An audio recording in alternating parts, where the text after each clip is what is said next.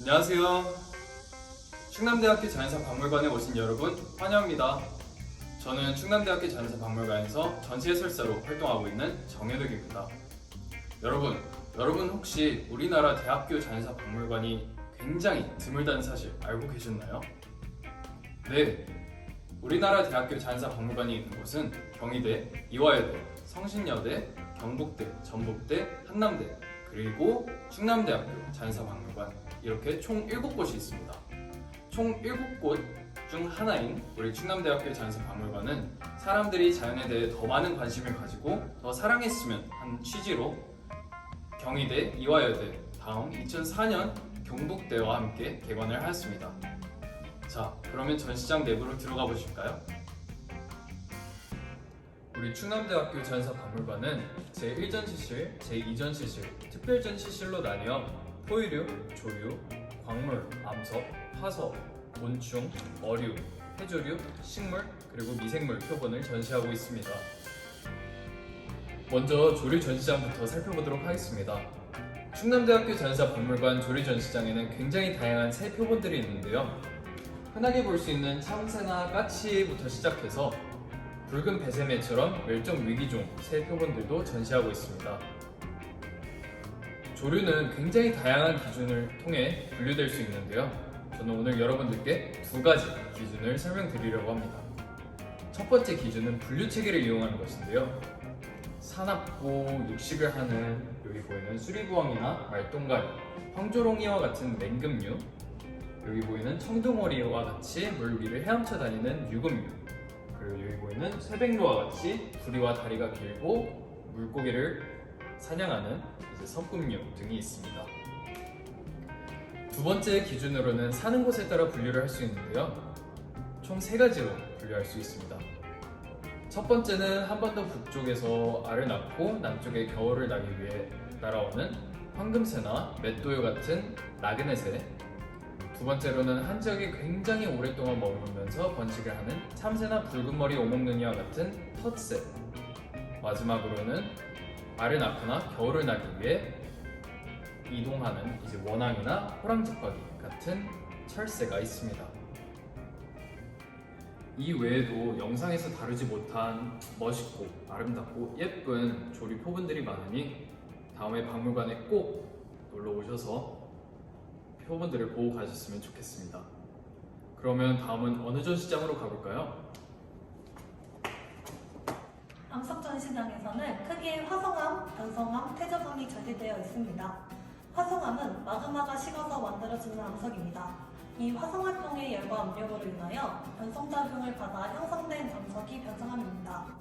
마지막으로 퇴적암이란 변성암, 화성암, 퇴적암이 풍화나 침식, 퇴적 작용을 받은 후 굳어지거나 화학적, 유기적 작용을 통하여 만들어집니다. 우리 전시실에서는 한국의 지지도가 전시되어 있습니다. 멋있지 않나요? 한국의 지지도를 통하여 우리가 살고 있는 땅의 겉면에 드러나 있는 암석의 분포, 지질 구조, 지층의 상태 등을 색채, 기호, 모양, 선 등으로 나타내어 한눈에 알아볼 수 있습니다. 지구의 나이가 46억 년 전인 것을 아시나요? 하지만 지구상의 생물이 다양하게 나타난 시기는 겨우 6억 년 전부터입니다. 우리 전시실의 지질 연대표를 보면 시기별로 탄생한 다양한 생물을 관찰하실 수 있고 이 생물들을 3D 프린터를 이용하여 모형 조작을 하였습니다. 다양한 볼거리가 많이 제공되고 있으니 꼭 방문하셔서 관찰해 보셨으면 좋겠습니다. 다음으로는 화석을 살펴보겠습니다. 화석이란 지질시대의 퇴적암 안에 퇴적물과 함께 퇴적된 동식물의 유해나 흔적을 말합니다. 한반도에서는 주로 고생대에서 신생대에 이르는 시기에 형성된 퇴적암이 노출된 지역에서 많은 화석이 발견되고 있습니다. 우리 전시장에서는 우리나라에서 발견된 고생대, 중생대, 신생대의 화석이 전시되어 있습니다. 마지막으로 특별 전시장에서는 아름다움과 희소성, 견고성, 휴대성, 전통성의 기본 조건을 갖춘 보석광물과 경제적 가치가 있고 체감할 수 있는 광석광물, 밝게 빛나는 형광광물까지 다양한 광물이 전시되어 있습니다. 다음은 어느 전시장으로 가볼까요? 다음으로 곤충을 소개할 전시해설사 김수아입니다. 곤충 전시장은 곤충의 특징, 진화, 생태, 문화 이 네 가지 주제로 전시되어 있습니다. 첫 번째 전시장을 둘러보기 앞서 잠깐 퀴즈를 내겠습니다. 다음 중 곤충이 아닌 것을 모두 골라보세요. 1번 진해, 2번 벌, 3번 거미, 4번 나비. 정답은? 네! 1번 진해와 3번 거미입니다. 그렇다면 곤충과 곤충이 아닌 것의 차이점은 무엇이 있을까요? 곤충은 머리, 가슴, 배 이 세 가지로 몸을 구성하고 있습니다. 또한 세 쌍의 다리, 즉 6개의 다리를 가지고 있으면 곤충이라고 합니다. 하지만 거미는 4쌍, 진해는 셀 수 없는 많은 다리를 가지고 있어 곤충이 아닙니다. 꼼지락거리며 뿔뿔 돌아다니는 만화 캐릭터 라바를 아시나요? 라바처럼 알에서 태어나 애벌레, 번데기를 거쳐 성충이 되는 것을 완전 변태라고 합니다. 대표적인 예시로는 무당벌레와 나비가 있습니다. 반면 알에서 태어나 여러 번의 낙충 단계를 거쳐 성충이 되는 것을 불완전 변태라고 합니다. 대표적인 예시로는 노린재, 메뚜기, 사마귀가 있습니다.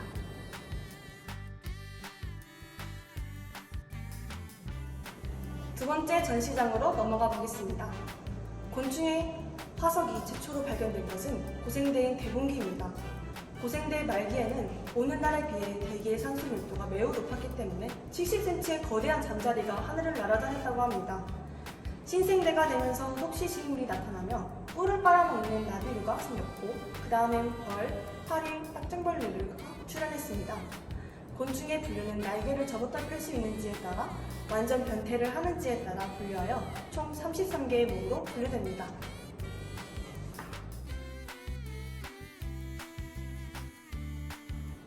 세 번째, 곤충의 생태 전시장으로 가볼까요? 곤충은 자연에서 다양한 역할을 합니다. 진딧물의 천적인 무당벌레, 똥을 분해하는 분해자 역할을 하는 쇳덩구리, 화분을 매게 하는 벌과 나비, 농사를 방해하는 노린재와 담배다방이 있습니다. 곤충이 환경에 영향을 주기도 하지만 다양한 환경에 영향을 크게 받습니다. 같은 종이라도 환경에 따라 몸의 빛깔과 크기가 달라지는 멋쟁이 딱정벌레가 대표적인 예시입니다.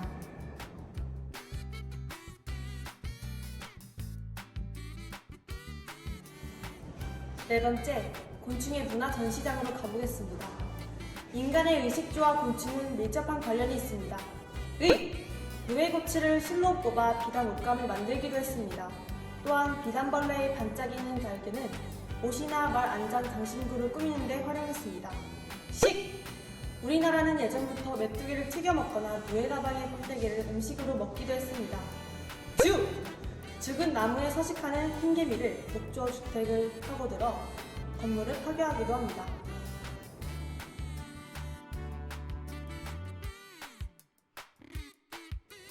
요즘에는 포켓몬스터와 같은 만화 캐릭터의 곤충이 활용되기도 하고 굿즈의 대표적인 꿀벌 패턴처럼 디자인 패턴으로 자주 활용되기도 합니다. 또한 곤충의 생체 물질을 활용해 신약 개발을 하기도 합니다. 곤충에 대해 다양한 이야기를 들려드렸는데 재밌으셨나요? 곤충이 징그러운 벌레가 아닌 오랫동안 인간과 공존하면서 나온 흥미로운 생물로 기억됐으면 하는 바람입니다. 다음은 어느 전시장으로 가볼까요? 다음으로 어류 전시를 소개할 전시 해설사 이지은입니다. 우리가 물고기라고 부르는 어류는 물에서 사는 아가미가 있는 척추동물입니다. 어류는 여러분께 매우 친근한 생물이지만 구체적인 형태나 생태에 대해서는 잘 모르시는 경우가 많습니다. 어류는 척추동물 중에서도 가장 먼저 지구상에 생겨난 가장 기초적인 척추동물로 서식 수역이 다양하고 몸의 형태가 복잡하며 환경에 적응하는 능력이 뛰어납니다. 현재 우리나라에 등록된 어류는 약 1,300여 종입니다. 어류가 다른 척추동물과 구분되는 가장 큰 특징은 지느러미가 있다는 것입니다. 진화하면서 지느러미가 사라진 어류도 있지만 대부분은 지느러미를 이용해 이동합니다. 어류는 지느러미를 이용해 물의 흐름과 상관없이 한 곳에 머무르거나 뒤로 헤엄칠 수도 있습니다. 또 물고기들은 다른 척추동물들에게는 없는 특별한 감각기관들이 있습니다. 예를 들어 몸 양측면, 역줄에 측성 감각기관이 있습니다. 떼를 지어서 다니는 물고기들이 서로 부딪히지는 않을까 하고 걱정하신 적이 있으신가요? 물고기들은 측성 감각기관을 통해 서로 다른 물고기가 옆으로 지나가는 것을 감지하고 서로 간격을 조절할 수도 있습니다. 자연사 박물관에서는 어류를 크게 두 개의 장으로 나누어 소개합니다. 먼저 이 장 안의 표본들은 해수어입니다. 전시장 안의 표본들이 서로 다른 위치에 전시되어 있죠. 수심, 즉 각종의 생활환경에 따라 대략적인 위치를 표시해 놓은 것입니다. 전시장 아래에는 각 어류들에 대한 설명이 있습니다. 표본마다 붙어있는 이름과 숫자가 보이시나요? 숫자의 순서는 전체적으로 비교적 더 발달되어 있는 순서라고 생각하고 보시면 좋을 것 같습니다. 각각의 표본들에 얽힌 이야기를 하나하나 들려드리고 싶지만 시간상 어류 두 번째 장으로 넘어가기 전에 퀴즈를 하나 내보겠습니다. 여기 있는 상어는 어류입니다. 그렇다면 상어와 비슷한 고래는 어류일까요? 아니죠. 상어는 알을 낳기 때문에 어류이지만 고래는 새끼를 낳기 때문에 포유류랍니다. 여기 있는 표본들은 담수어입니다. 앞서 본 해수어는 바다에 사는 어류, 담수어는 민물에 사는 어류입니다. 담수어 전시장 아래에도 각 어류들에 대한 설명이 나와 있는데요. 외래종과 생태계 교란종이라는 문구가 보이시나요? 외래종은 외국어로부터 인위적 또는 자연적으로 유입된 생물을 의미합니다. 생태계 교란종은 생태계의 균형에 부정적인 영향을 주거나 교란할 우려가 있는 생물을 말합니다. 외래종이 유입되면 생태계에 어느 정도는 영향을 주게 되는데요. 여러 기준을 바탕으로 그 정도가 심하다고 판단되면 생태계 교란종으로 환경부 장관이 지정하게 된다라고 이해하시면 좋을 것 같습니다. 다음은 어느 전시장으로 가볼까요? 네, 식물에 대해 함께 알아볼 전시해설사 황여진입니다. 약 4억 5천만 년 전 지구에는 최초의 육상식물이 등장하였습니다. 선태식물은 가장 먼저 육상생활에 적응한 식물로 반다발 조직을 가지고 있지 않고 아주 간단한 모습이었습니다. 우리가 잘 알고 있는 우산이끼나 소리끼가 바로 이 선태식물입니다. 고생대 대봉기에는 늪지대나 강가에서 습기를 좋아하는 고사리나 고비와 같은 양치식물이 등장하였습니다. 양치식물은 반다발 조직을 가지고 있고 포자를 이용하여 스스로 번식할 수 있었습니다. 고생대 석탄기에는 시간이 흘러 건조한 환경에서도 잘 적응할 수 있는 소철이나 은행나무와 같은 거시식물이 번성하였습니다. 이때부터 식물은 포자보다 더 발달된 구조인 씨앗으로 번식을 하기 시작했습니다. 중생대 백악기에는 씨앗을 시방으로 둘러싸 안전하게 보호하는 석시식물이 출현하였습니다. 이렇게 식물은 환경에 맞게 진화하면서 지금의 모습을 갖추게 되었습니다.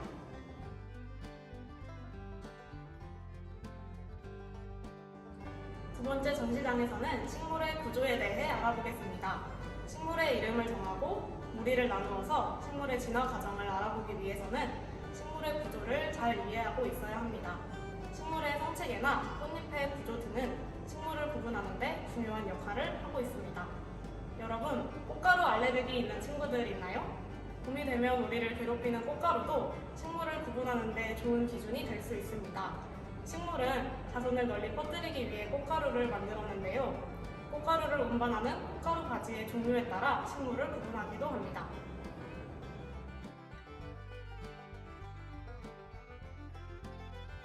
다음은 우리나라에 살고 있는 식물에 대해 알아보겠습니다.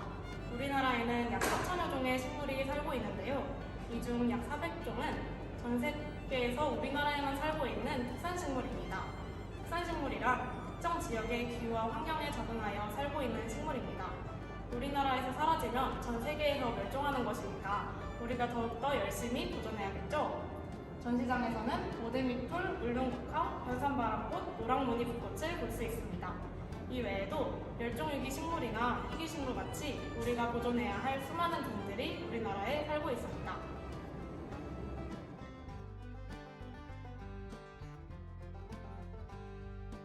마지막으로 나무의 가치와 문제의 구조에 대해 알아보겠습니다.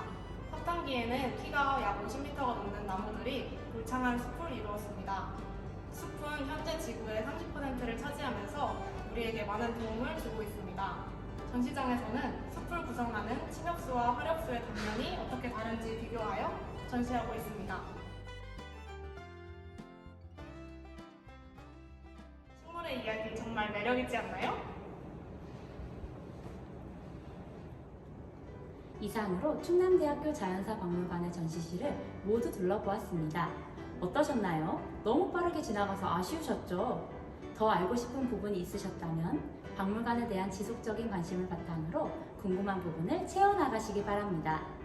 앞으로 새롭게 꾸며질 자연사 박물관과 영상물도 많이 기대해주세요. 그럼 마치도록 하겠습니다. 지금까지 전시 해설팀이었습니다. 감사합니다.